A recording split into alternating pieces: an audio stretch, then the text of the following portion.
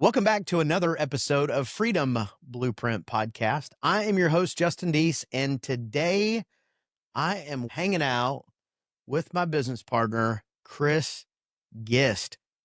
Pause for applause. What's going on? What's up, man? So, if you're watching this on YouTube, you probably can see that we're in the studio today. If you're listening to the podcast while you're exercising or cutting the grass, or what do you do when you listen to podcasts? Drive. Okay.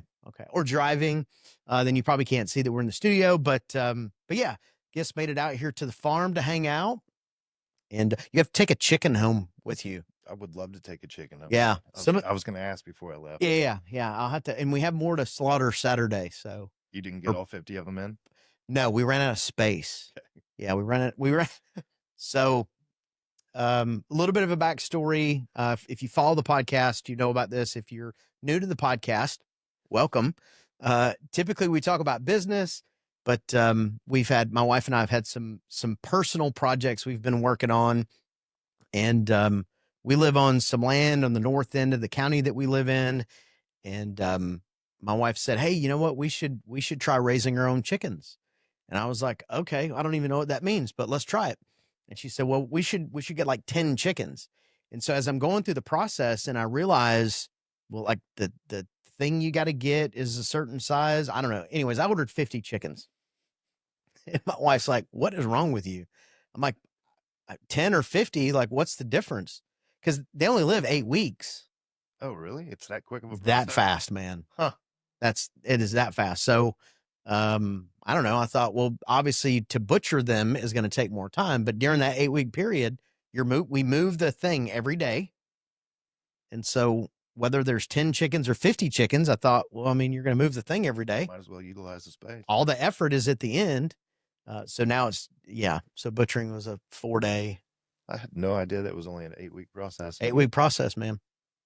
8-week process. And it's kind of cool. Some of them got to be really big because this is the first time we've done it, and we overfed them a little bit. So, yeah, whatever. So it's fine. Some of them are almost 8 pounds. And if you buy chicken from the grocery store, that's a big chicken. Yeah. It's basically a turkey. So, but yeah, you have to take one with you when you go. We'll wrangle one from the freezer. Well, we ended up having almost 150 pounds, I think. That's crazy.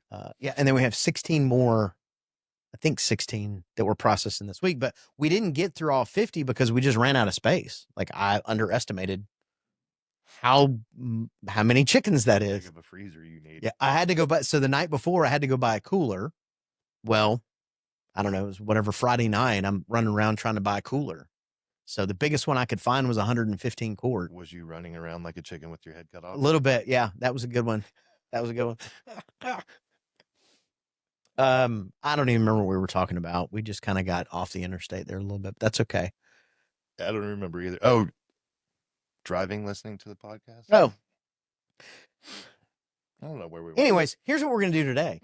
So one of the things that I'm going to start implementing into the podcast is kind of a rapid fire session, and to ask questions and get just that quick response. I think there's a lot of gold sometimes when you don't have too much time to prep and you just have to give an answer.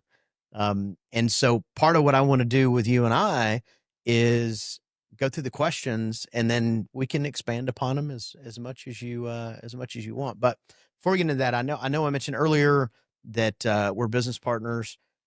Gist and I created Paradise Home Services, which we later sold to a private equity group. We're still a part of that group.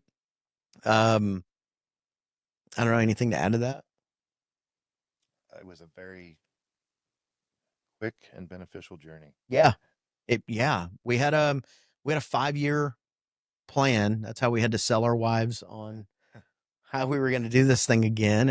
And they bought in, and we managed to shorten it down to 3 years. Yeah. 37 months. Yep. 35 or 37 months, somewhere in that range. I don't remember exactly, but if you want to know a little bit more about Paradise and about Gist and his journey, you've been on a couple of different podcasts. So definitely go back and listen to to some of those. And when you listen to them, make sure to give it some 5-star review love. Yeah. Yeah, give it some 5 stars so that we know you listened to it and checked it out. So anyway, so we're going to go through these questions. You're going to give me a response, and then I might ask some follow-up questions. So as we go through the podcast, these won't really be longer questions that I'll ask people that are hanging out, but um, I might ask you some follow-up questions. So you ready? Let's do it. Rapid fire, man. All right, here's question 1. What is one thing that people would be surprised to know about you? I've been asked this multiple times. My go-to is usually the fact that I had passed my level 1 PGA apprenticeship. I know that this athletic stature doesn't look like much of a golfer, but I was actually a pretty good golfer before I started having surgeries. So Okay. that would be one thing that people don't really know. So I can attest to your skills on the golf course. Usually if we're doing a scramble, I'm not sure what part I participate or help in, like sometimes on drives, but that might be it. Like I'm not sure anywhere else in that process where I'm even much help. Yeah, you haven't even known me since I was actually good. So Yeah, I just get the leftover, the broken Yeah. version. All right, here we go. Number 2. What does freedom look like for you as a business owner? Obviously financial is a big one, but for me it was more important to have time. Before I had moved down to Florida and started working for you, and before we became partners, I'd traveled and covered an 8-state region doing commercial roofing sales. And my kid at the time was, 5 to 7 years old, and I missed out on a lot of t-ball games and stuff like that. So the freedom of time and family was more important than Yeah. financial to me. And now you're getting into that middle high school, about to be driving. I guess technically he's He driving. got his permit 2 weeks ago. So now you're getting this whole, it's a fun age, right? So Addie just graduated high school this year. Silas and Addison are 2 years apart. Yeah. So we're just a step ahead. So we're now entering into the empty nester time. You have all kinds of freedom of time. Yeah, yeah. And my kids aren't around, so I'm like, I want to spend it with them. So Yeah. which that's okay. Mine is out of town this week, and he has been for 5 days now. And I'm like, is it time for you to come home yet? Come back to the nest. Weird. Well, that's me with me and Kristen with Zach. Being in the Marine Corps, that's just a different animal to where you kind of go where, I mean, they just tell you where to go. They're Right. like, hey, you should go get on this airplane and go to this foreign country. And by the way, when I say should, really what I mean is get your stuff and go now. And it was tough, man. Boot camp was tough. That 13 and a half weeks was tough.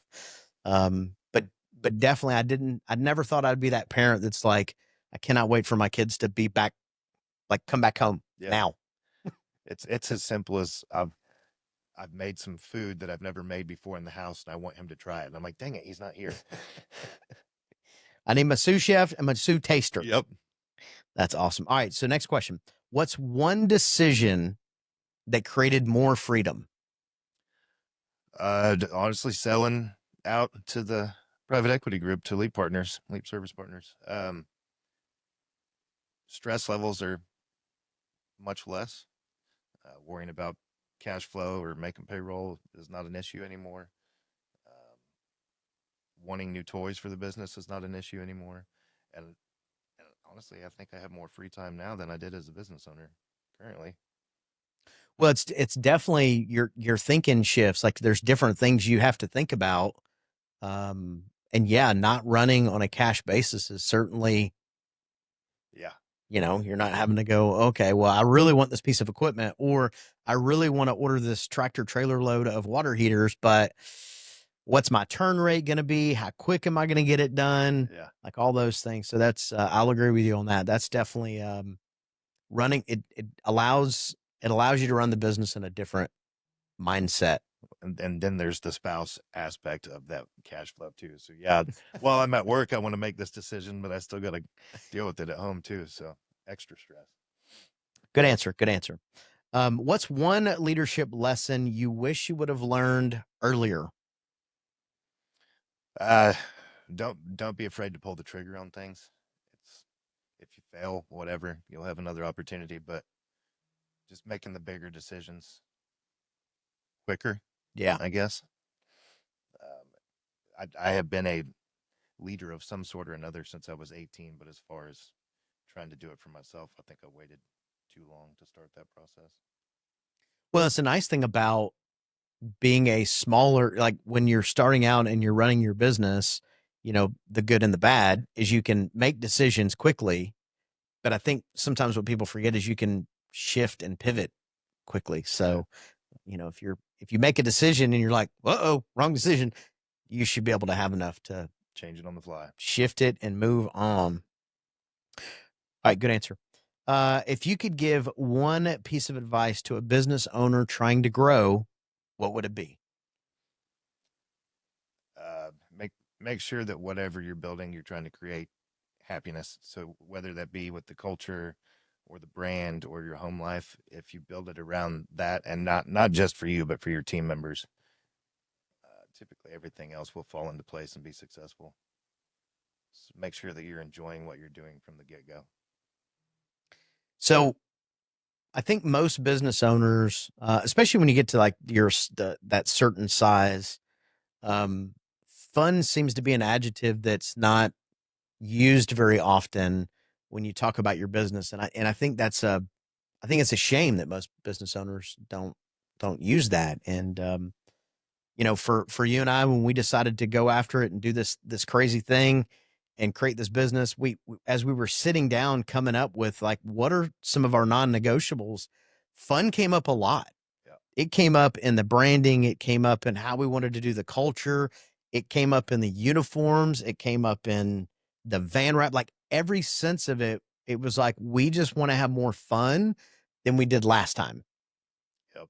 And I think through that, what ends up happening is your team senses that, your team feels it, and then they end up having more fun. And if they're having fun, they want to come to work. We have a lot of team members that have been on from day one. Mhm. They don't have any desire to go anywhere else because they've been other places, and Right. we're the cool place. So I tell a little bit of it. I want to tell the story. And when we were first starting, right, we had this really big growth plan. And it was like every month we'd like hit a new milestone, hit a new milestone. And I remember being, so part of what we did to really kind of fuel the culture at the beginning was we were doing, it was like 15-minute meetings every morning because everybody came to the shop in the morning and we were doing like this quick 15-minute, I don't know, hype session. I mean, what's up? What you got going on? What's the jobs look like today? Like just getting everybody kind of in that mindset um shift. And then once a month still this happens is there's a company meeting where everybody comes in um and meets and talks about all the stuff going on. And I remember like every month was like this new milestone, new milestone. And this is why having a business partner that sees the world through a different lens is so important. Is I remember you coming to me going, they don't care. Like, they don't. You can stop. Like they don't care because to me, I was so excited and thought everybody else was excited, and I know you were excited, but you're like, we're excited. They're excited to be somewhere they like and a place that they want to be, and so I think that was always cool to share that. Yeah, yeah, yeah. They've we've got a guy that drives what, an hour, 15 minutes just to be at the shop in the morning, Yeah. and sometimes his first job is another 45 minutes back towards his house. I'm like, dude, you don't need to come here every morning, but they want to. Right. And typically they're not on the clock. They're just kind of there for the first 30 minutes, camaraderie, and then they start getting their stuff loaded up. But it's an awesome atmosphere. We just had so our plumbing department hit a milestone the first quarter of this year. They had their first $1 million quarter for plumbing. Fantastic. Amazing. So the service manager put a challenge out there to them in January because last year we had this challenge and we came about $50,000 short. It was close. So he this year gave them the challenge that if they hit it, he would have a big crawfish boil for them and a big party. But we just had that at my house this weekend. Probably 15 of us there.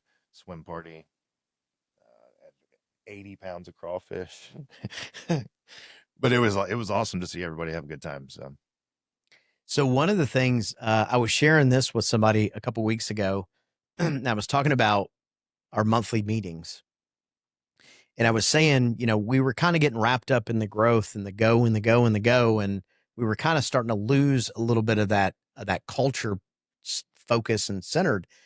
And you and I were sitting down there talking. We were talking one day, trying to figure out like what's missing and what's something that's not going the way it was going. Like what's going on? And we kind of determined that we used to cook for every meal, but then we stopped cooking and we started ordering like Whataburger or McDonald's, Yeah, garbage. garbage, right? And it was interesting because we went, okay, we got to get back to doing that. And you were the chef, like you and Danny are the two that really do a lot of the cooking. Yeah, fortunately for me, Danny's pretty much taken over, but and he's our smoke master too. So he'll brisket or pork Like butt shredded with brisket tacos, yeah, man. Oh, egg and brisket burritos for breakfast or tacos for breakfast. But I will say with that whole, what would you tell to another business owner? That kind of goes along with it. That creating the happiness. Don't lose that as you get bigger, because yeah, it's easy to not feel like a mom and pop anymore when you hit a certain number of yeah. employees. But because we had learned that lesson, we've done a pretty good job of keeping that same feeling, even though we're up to 42 employees now or something like that. So when I was sharing the story about the cooking and the serving, right? Because to me, I think that the reason that makes such a big difference is because your team sees you serving them, Correct. right? And I think that's a big thing for them, not for them to come to work and be working and doing all the things, but for us to be physically serving, like cooking and, sweat running down and, It doesn't matter if it's 7 o'clock in the morning in July in Florida, it's still hot. right. But then, I mean, but how long did it take from the time we went, you know what? I think this is the missing key, which I think even when we said it out loud, we kind of looked at each other and went, I mean, could that really be the thing? And we're like, I don't know. Like, let's go. To me, I feel like the second we went back to doing that, it was almost instant. The culture changed. It was because because we had grown and, like I was saying, lost sight of the mom and pop. There was quite a few new people that had never seen us do that in the beginning, and Ah, then when we started doing it again, it was a wow factor for the new employees. yeah. It was, yeah. I think that was just such a key culture thing that seems so small, but man, what a big impact. We had to get a second flat top grill Yep. because typically it was bacon, eggs, pancakes, whatever. And then we ended up getting an electric smoker with our rewards points. Yep. And Danny really likes to smoke. So then he would just strap it into his truck and smoke the meat overnight in his truck and then bring it in the morning. And then now we just need the one flat top because the meat's already there. So one of somebody in the community I bumped into when we were shooting the breeze and catching up, and somebody I've known for a lot of years, he said, I saw one of y'all's trucks driving down the road the other day with smoke bellowing out of the back of it. I said, was it early in the morning? He said, yeah, it's early in the morning. I was like, that was breakfast coming. That was the breakfast train chewing down the road, and it probably had briskets, and we were probably having brisket tacos. Yep. Danny does good work. He does. He does. He's an amazing, this plumbing thing don't work out. Yeah. He can be a barbecue guy. Yeah. Just don't tell him. He's from Missouri, so he knows barbecue the Oh, right way. okay. All right. Kansas City barbecue. There could be a debate. There could be a debate. Cool. So let's shift gears a little bit. At the time of recording, it's mid-June. In the Southeast, we haven't quite hit that heat wave yet. I think in our area, it got a little warmer. Like last week, we got a pretty good little spike, but we haven't just seen the just crazy, ridiculously hot, muggy, the really good HVAC Yeah, weather. the scorching stuff. Yeah, we haven't seen that yet.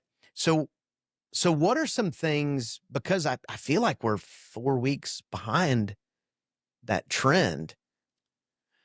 Yeah, shoot, April and May, especially April, our weather was just absolutely perfect here. Yeah. But surprisingly, Which is great when you live here. yeah, Not great for the HVAC. surprisingly though, May was our greatest month ever. And our HVAC department had its greatest month ever. Yeah.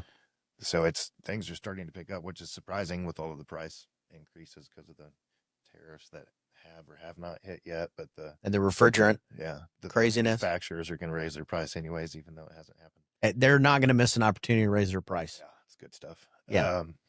But yeah, it's starting to heat up. I think this week's all going to be upper 80s. So, and in Florida with the humidity, that's where the money's at. It's humidity. Yeah. Isn't it? So I always feel like it's, so a little backstory.